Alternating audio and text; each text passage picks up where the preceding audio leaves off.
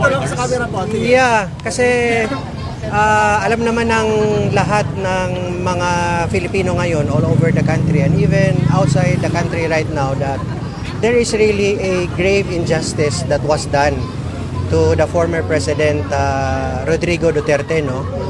He was illegally kidnapped and handed over to a foreign country without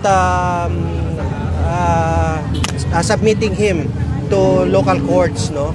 So that's why people on the ground, no, without the initiative of without the support of big politicians, no, these are grassroots people right now who are taking this initiative to initiate a signature campaign.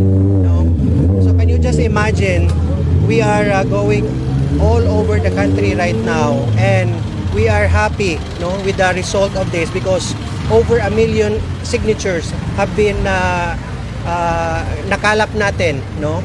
And we are going to submit that to the Supreme Court because we feel that the Supreme Court right now is the last bastion of sanity in this government, no?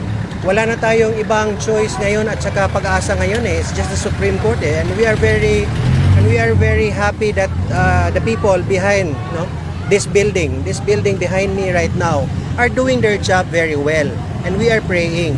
So that's why we are calling on all peace-loving Filipinos right now to support peacefully this initiative na sana mapauwi natin si former President Duterte. He is the most loved and if I may add, never in the annals of Philippine history na naging ganito ang bansa ngayon, deeply divided, no? So I hope that our friends in the media can amplify this, no?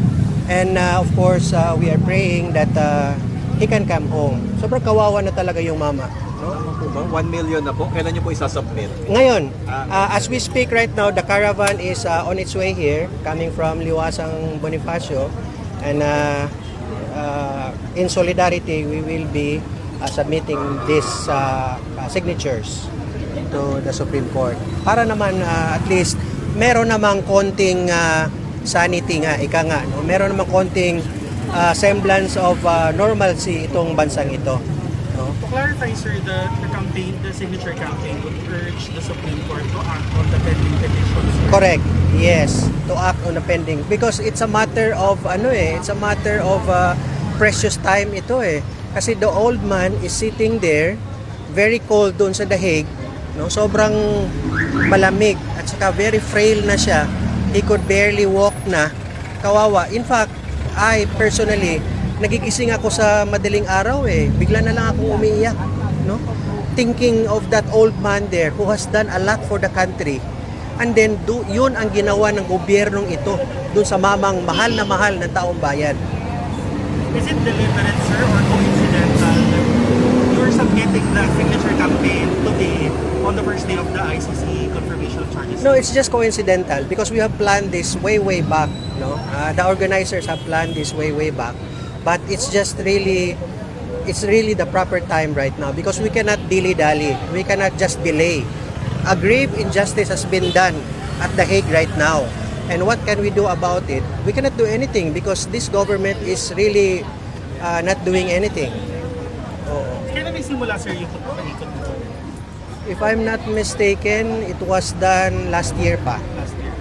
If I'm not mistaken. So we have gathered the entire organization, the entire organizer, the whole team have gathered signatures from within the country and even outside the country. Our OFWs in different parts of the world have also submitted their signature campaigns. Sir, ano pangalan niyo ulit, sir? Ito na lang, Wendell Cabrera. Cabrera. Ano po sila, sir? Ano pong designation? Co-convener ng DDS Saraol Confederation. Sir, mga oras po dating ng galing Liwasa?